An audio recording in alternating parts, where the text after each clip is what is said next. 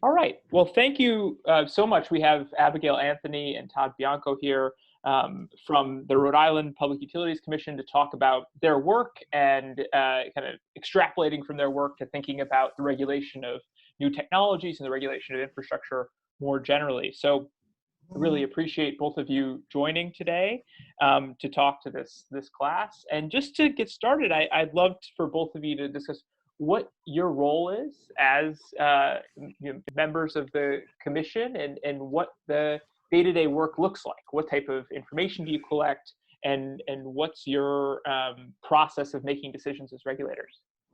Yeah, so I'll start. So the Public Utilities Commission is a state body that at its core sets or approves rates for public utilities in the state of Rhode Island. So that includes electric service, natural gas service, some water utilities, not all, but a number of water utilities, some wastewater treatment service, and we also regulate some ferries. I think that's it.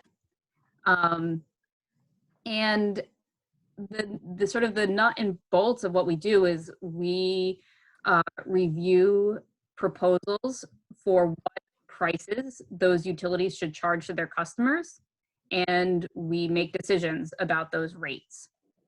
The way we do that looks a lot like a legal courtroom proceeding where the utility puts forward their case for why they should be able to charge the rate that they want to charge. They have to justify that proposal with evidence, and then other counterparties who represent different interests are able to support or dispute the utility's argument. And the commission acts a bit like a panel of judges where we weigh that evidence and we make a decision as to whether the utility's request for that particular rate is just and reasonable. So the day-to-day of that looks pretty dull. And it at its core, it involves a lot of reading. It's a very paper heavy office. These requests and these proposals are, sort of thick stacks of a case where the utility is bringing in expert witnesses who testify as to the economics of why the utility should be receiving the requested rate, or try to counter that proposal.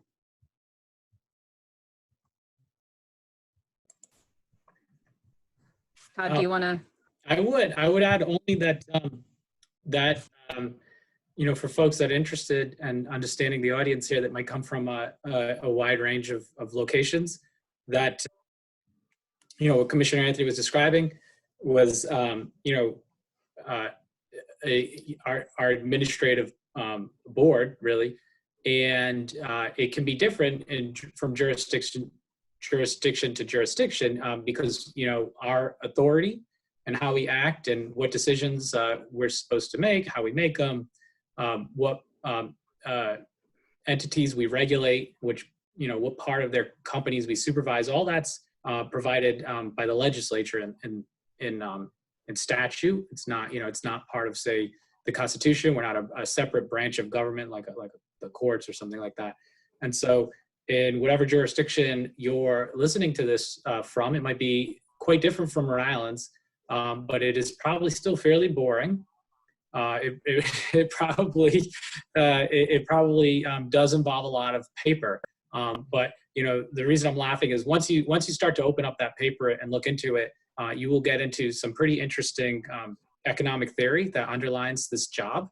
And so the day-to-day process of collecting information to understand if this company, whichever company it is, which is affected with the public interest and is essential to having the society we aim to have, if it's behaving in a way that is aligned with the public interest effectively. And so, we collect a lot of day-to-day information that over the course of, many days and many years builds up to that overall, supervisory. Yeah, so help us understand the actors here. So we have some context in these utilities as natural monopolies that in the absence of regulation in a body like yours, they might price gouge, right? They might not treat their consumers in a just and fair way. But what things is confusing to me is you talked about them as companies. You're not the legislature. You're kind of insulated from politics in some ways, maybe exposed to it in others, and that these are companies. They're not government entities. So I find it kind of confusing to wrap my head around these as private companies that generate a profit, but the profit that they generate is really determined by you as government regulators because you set the price. So how do you think about the different actors who are involved, the different stakeholders in this regulatory process, and what role each of them play? So you're absolutely right that the original purpose of utility regulation was to ensure the most cost-efficient allocation of resources.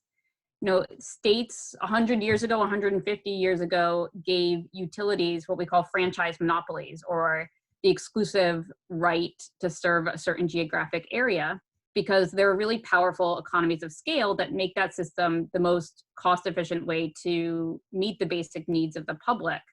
And the utility regulator exists to mimic the forces of the market and ensure that the utility doesn't take advantage of its monopoly position by price gouging. And, it's, as Todd and I were just talking about yesterday, utilities at that time, a century ago, were almost begging for utility regulation because they just couldn't help themselves. Were so tempted to take advantage of that monopoly position. But the core premise is that by granting the natural monopoly, consumers, the product, the utility itself, will be less expensive than it otherwise would be, because the costs of entry to the market are just so high that new entrants would be charging that much more.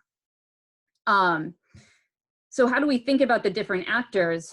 You're right that we have Rhode Island's, great example in that we have an investor-owned utility that provides electric service to most of Rhode Island, nearly 99% of the state, and gas service to about half of the state. And they do earn a profit. And the Public Utilities Commission, one of the things that we do is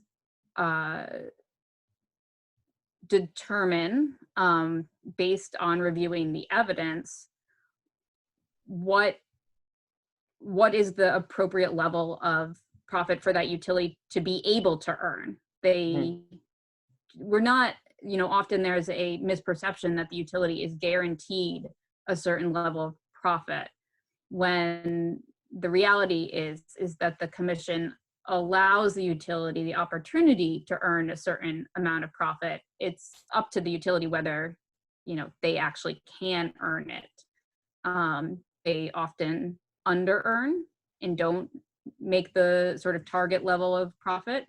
And if they over-earn, we do have mechanisms that return some of that over-earning to the customers.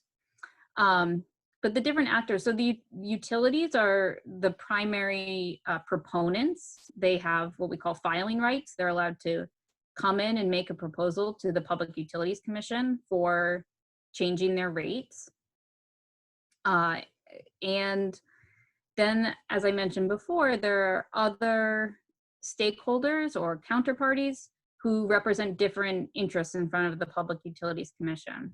The state has another agency that's charged with representing the perspective of ratepayers. That's the utilities customers. And then often we have a range of other interests that are represented in our hearing room, including environmental interests, low-income interests, business interests, both large large energy consumers like Brown University is part of an organization that is often represented at the Public Utilities Commission as one of the state's, actually, I think Brown left that organization a couple years ago, so I should correct that, but they used to be. For example, clean energy businesses have a trade organization that is often sharing their perspective in our dockets or proceedings and in our hearing room.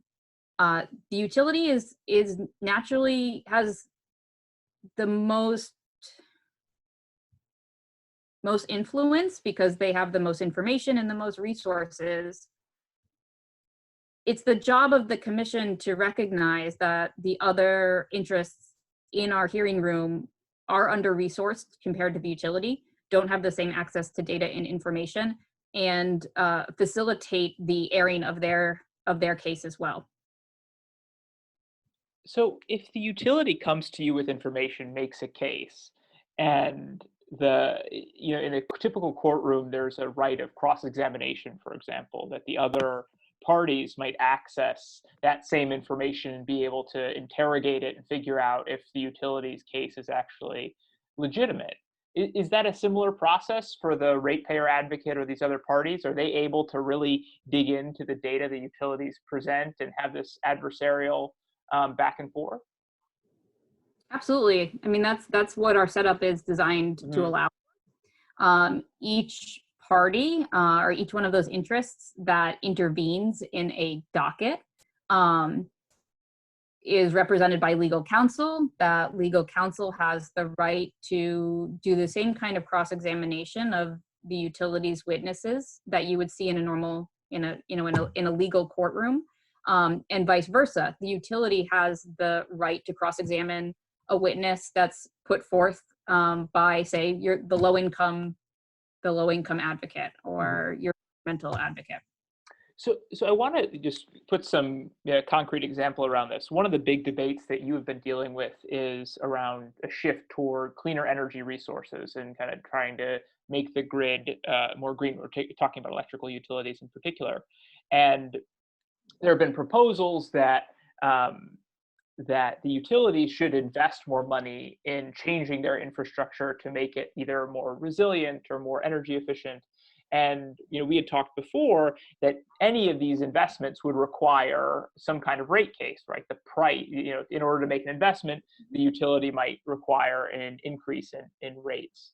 Can you tell us about how this process might happen, this process of reform, kind of push a grassroots reform that's led by, let's say, environmental advocates or folks who want to reduce greenhouse gas emissions, might lead to utility reform?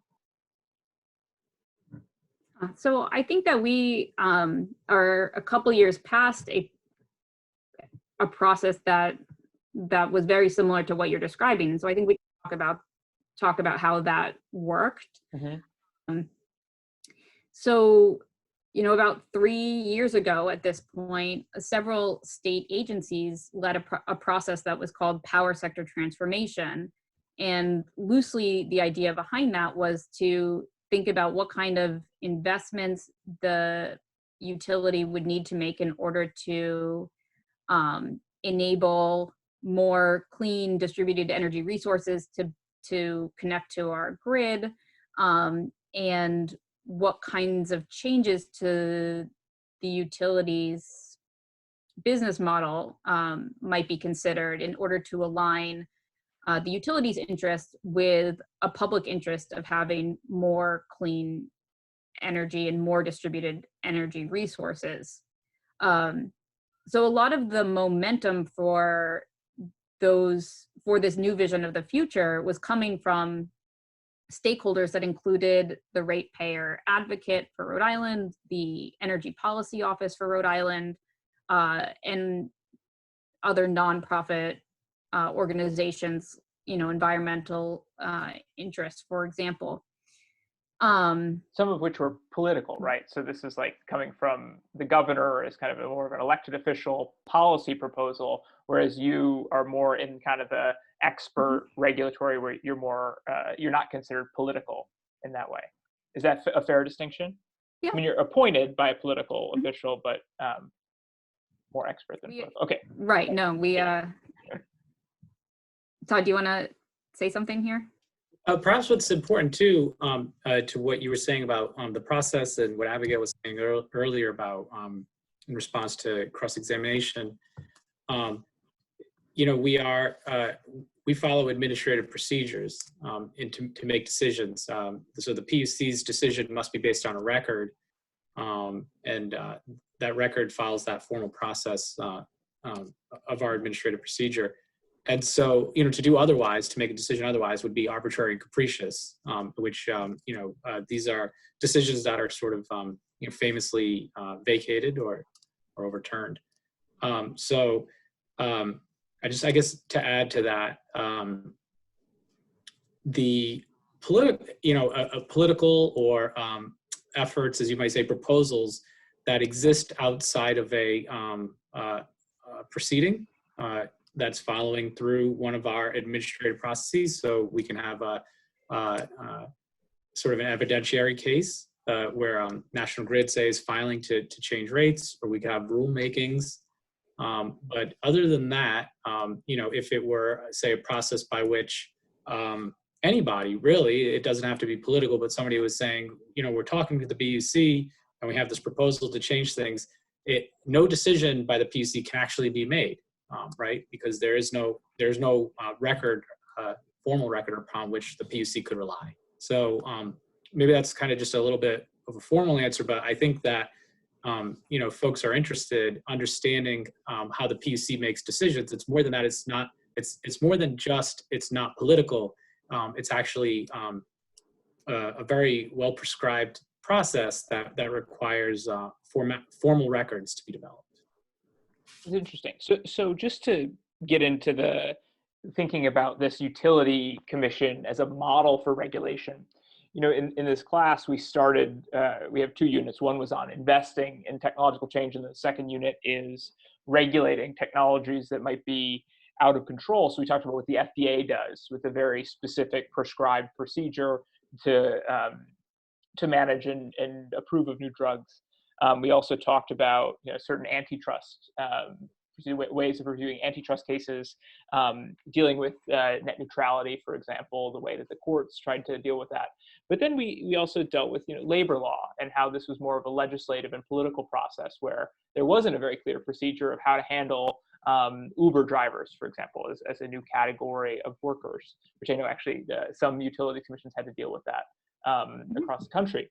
So I'm thinking, what's come up in our discussions time and again is, should we treat some technological actors that don't seem like they know how to handle all the power that they've been bestowed with in our economy? Should we treat them as utilities that are more clearly regulated according to this very organized and more rigid process? And what would be the trade-offs of treating big tech companies like Amazon or Google or Facebook that way?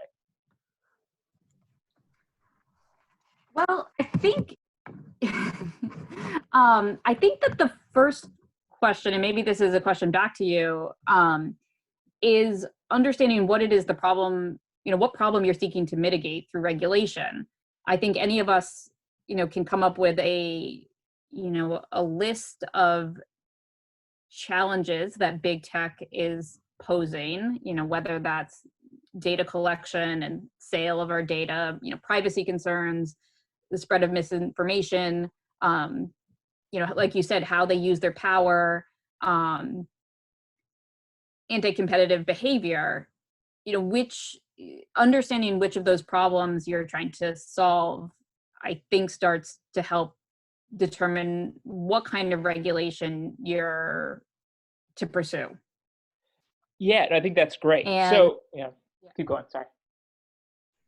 No. And then, once you've answered that question, I think that question would help you identify who the customer is. We often think of ourselves as the customer of these big tech companies, but in fact, the customer itself may be, say, those who are advertising on those platforms. So I think understanding what problem you're seeking to solve, therefore who is the customer and what's the product that's being sold, and then what public interest is at stake there. And that's kind of linked to that first question, but what public interest is at stake? Answering those questions then might get us to what kind of regulation we're seeking, and then what the solution, what that regulatory solution might look like. So I don't know if you've talked to your class, which one of those are you thinking about? Yeah, we have, and I think there are a few dimensions of it. One is kind of the privacy and data collection piece, which seems on one hand exacerbated by the bigness of these corporations, but on the other hand, a problem of small and large corporations alike. It's not necessarily a monopoly problem. It's kind of a nature of the internet problem in some ways. Now, the Facebook has been a recurrent case, and the question is, do we really solve the underlying problem of Facebook, what we might think of as the problems of Facebook, by breaking it up into whatever, Chris Hughes, the former the co-founder of Facebook, suggested breaking it up into Instagram, WhatsApp, Facebook, right? And it's unclear whether that solves the problem, or if a social networking platform like Facebook is more of a natural monopoly, and you would try to, instead of kind of trusting these individual platforms to be good stewards of the data and the information that's exchanged on their sites, instead calls to more heavily regulate it might, it's not like one piece of legislation could just cover Facebook. Instead, you would need a more iterative process to regulate and oversee Facebook's activities. That seems analogous to a utilities commission. That's kind of how we got there, is like the one route would be break up Facebook. But if you don't believe that solves the problems of Facebook as a steward for the national conversation, then another route would be to create more of an independent, ongoing overseer of the activities on that platform. Yeah, I think that we might land in the same place here. I was considering this as well. Last night I read Elizabeth Warren's platform on big tech, just to have pretend like I knew what I was talking about when we met here today. And she prescribes that you reverse these tech mergers, spinning off Whole Foods and Zappos from Amazon, or having Facebook sell off WhatsApp and Instagram. And I'm less confident that I'm not that confident that I understand what that would accomplish. For example, if the customer of Facebook is an advertiser, that advertisers, what they want are as many eyeballs in one place as possible. And so breaking up the company wouldn't further the interests of the advertiser. And I'm not sure what it would accomplish for users of the platform, either. Similar to sort of Amazon selling off Whole Foods and Zappos, I don't see this as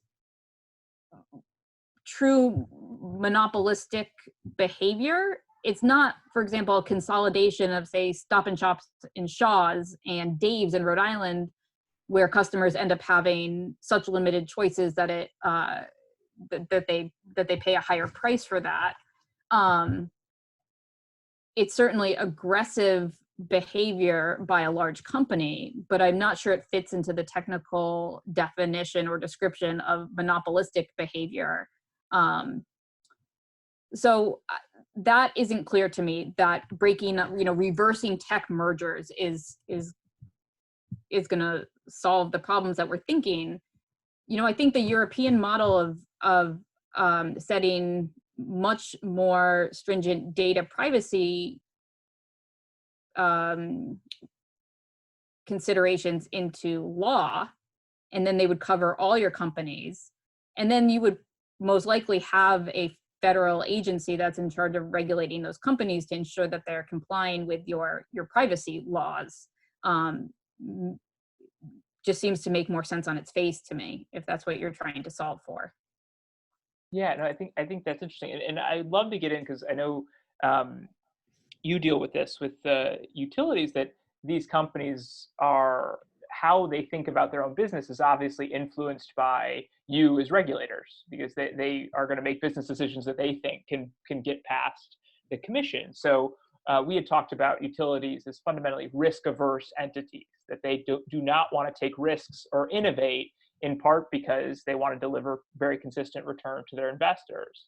And I wonder how you think in your work about the trade-off between regulation on the one hand and protecting ratepayers, and then innovation on the other, to try to allow these companies to make progress and become more productive and efficient in what they're doing.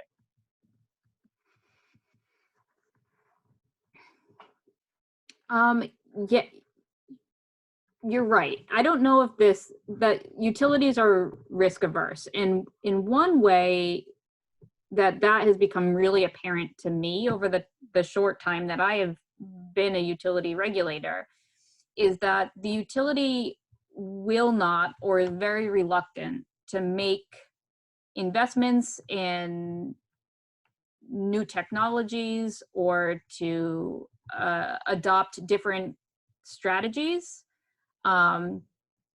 without ensuring that they will be able to recover their costs of doing that. Basically, that the commission, they required the Public Utilities Commission to bless those investments or those changing strategies before they undertake them.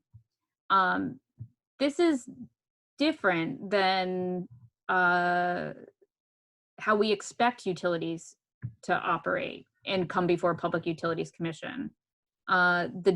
The sort of the norm or the historical precedent is that utilities will make investments and run their business and make the decisions that they think are necessary to make to deliver on their charge and their duties, and then come to the commission after the fact and say, this is what it cost us, and this is why these were the best decisions for us to make and the best investments for us to make. So they flip that around, and in flipping that around, they have made me and my co-commissioners stand in the place of utility management. They're sort of asking us to decide what the best investments and strategies are for the utility, and to give them the go-ahead to do those. And I'm not a utility manager, and so I'm therefore, similarly risk averse and cautious about the decisions I might, the decisions that I might make, because they're sort of shifting that burden of making management decisions onto a regulator as opposed to the management of the utility. And I think that new model is tough for innovation, because those that the management of the utility that sort of is the entity that should be looking towards the future and thinking about how his or her company is going to operate and evolve and stay relevant into the future, are shifting that decision making away from themselves and onto a regulator who, that's not our concern. I'll just end there. And why do you think that shift happened, though? I mean, if precedent, how do we get from precedent to today? I'll let you take that one, Todd, for now. It's different in all jurisdictions, but I think it's driven by the same slow process that any company might seek, but certainly for utilities generally, as they look at their rate cases, they're trying to gain a larger return and find ways though to lower risk for receiving that return. And so in Rhode Island, there has just been a number of laws over the years that have moved to statute, prescription from the legislature, that some programs be pre-reviewed by the commission and pre-approved by the commission before going into, before the company actually does something. I think as the commission became more used to that over time. The company became more used to that over time.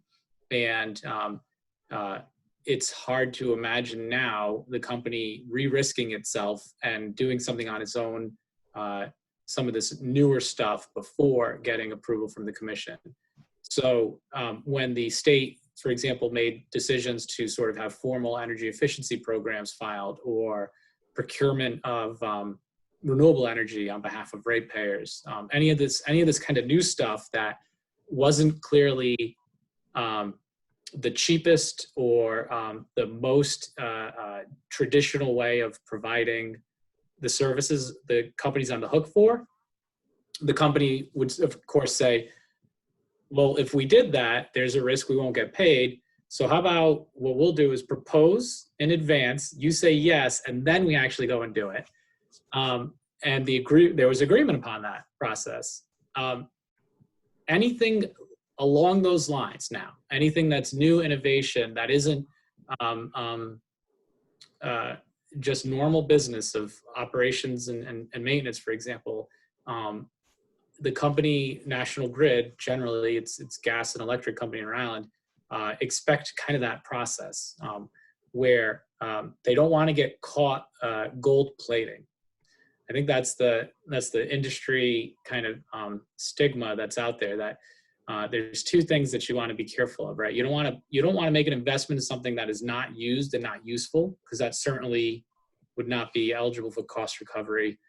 And you don't want to gold plate, right? You don't want to overinvest in literally gold plate, like what it sounds like, and then allow such a wasteful investment into rates. And so now, to us, from the perspective of probably a lot of people listening, clean energy, modern equipment, things like that don't necessarily sound like they're at risk of not being used and useful or being gold plated. But at the same time, the company's aware that it can deliver energy to your house without it being renewable. That energy exists. You can still run your appliances on dirty energy. You can run a system that doesn't have distributed energy. You don't need to have time of use rates in order to keep the system operational and reliable. And so they question, if they were to make these types of investments, if they would get caught sort of, with an investment that they can't get into rates, because a commission determines after the fact, after the investment happens, which is the normal mode for 100 years, whether or not this is actually used and useful, and whether it was prudent. It was prudent. Yeah. Well, and it also seems because they're the ones. Yeah, and it seems because the utility is the one that's bringing the rate case. It's not like advocates for green energy can come and say, we increase our rates because and force the utility into investing, right? It's ultimately the utility's decision to be the first mover on these cases. Yeah, that's true. And so they when they do that, let's say they were to go forward and say, hey, the governor has issued an executive order, and we have many stakeholders. We have a group of students from Brown. We have the industrial energy users. They all came to us and they said, put in smart meters. We want smart meters. We want time of use rates. So the company does that. And now that that investment's been made, they'd like to get that into their rates, right? They want to start collecting money. They do face that risk that the commission would say, this isn't prudent. You've gold plated here, or the functionalities that you've paid for are not actually being used. And so you could have done this with the same old, drive-by meter that you used to have. And so they want to know in advance. And the way they do that now is to bring, it's not just rate cases, it's like a multitude of cases, right? They want to have grid modernization cases, and procurement cases, investment tracker cases. But what all those things have in common that people should probably understand is what Abigail underscored, is they want pre-approval for that decision making. Before they lay out that money, they want to have a much higher level of confidence that it is going to be allowed in rates. Mm-hmm. It's like asking your parents before you go out for a play date. maybe an unfair analogy. And so it would be similarly, for whatever company you're going to. I mean, think of a restaurant, right? Like Applebee's pops into my head.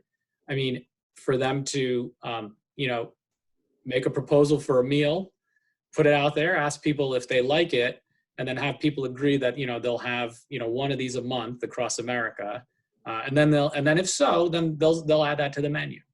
I mean, Applebee's takes a risk, right? They do create the meal, they invest in I'm sure focus groups and things like that, and try and figure out whether or not they should roll it. They pilot themselves at their own risk, right? They introduce it in certain markets, and then if it seems like it's working, they roll it out. Utilities in 2020, at least in our jurisdiction, in particular our neighbors, they don't really do that, right? They're not coming up with an idea and rolling it out and seeing if customers buy. They want to know in advance from customers how much they plan to buy before they go to invest. It's so interesting. So you started their conversation talking about the doldrums of your work, and actually I think this is really interesting and fits well into the context of both discussions of innovation, how to regulate it more generally. So thank you so much for your time. I want to know, is there anything we should be asking or we should be thinking about that hasn't come up yet that you think is relevant to this material? Commissioner, do you want to start?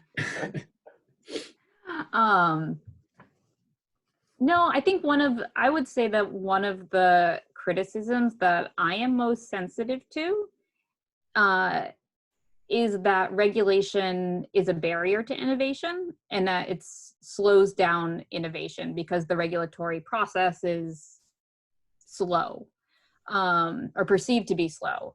And what I would argue is that the process, the objective of the regulatory process as it's implemented in Public Utility Commission in Rhode Island and probably in all 50 states, is to allow for the discovery of evidence and shared agreement upon the facts, and then to allow for decision making that's based on those facts, rather than decisions that are based on rhetoric or on other personal preferences or beliefs. And so I think the frustration from innovators or technologists is that it's not clear how they can come to a regulator and say, get the utility to buy our product or to implement our widget. But that's really not the kinds of decisions that we make. We're listening to a business case from the utility. And so for those innovators who have a technology that they sort of want to get on the grid or into the utility, the place for them to, the thing for them to focus on is how do I gather and create the data and the evidence that the utility is going to need in order to make a really strong case to its regulators that this is a sound investment. I have a few things that I would add, some of which I'm sure Abigail is going to say, well, that's my line. So first of all, to any students that are listening to this, it is boring from the outside, but it is incredibly interesting from the inside. And if you are interested in energy policy, go get involved at a commission, or get involved in a process that gets you involved in commission processes. You could join an energy advocacy group or work at an energy shop. If they're not in front of public utilities commissions, or if you yourself are not working for one, you're missing a huge part of the education that you'll need to be effective. I think the other thing I wanted to say is, if you are interested, we stream live all of our hearings and meetings, or you can watch that kind of boring process, and we're available for questions, professional development questions, of course, not questions of our office. I guess the other thing I would say is,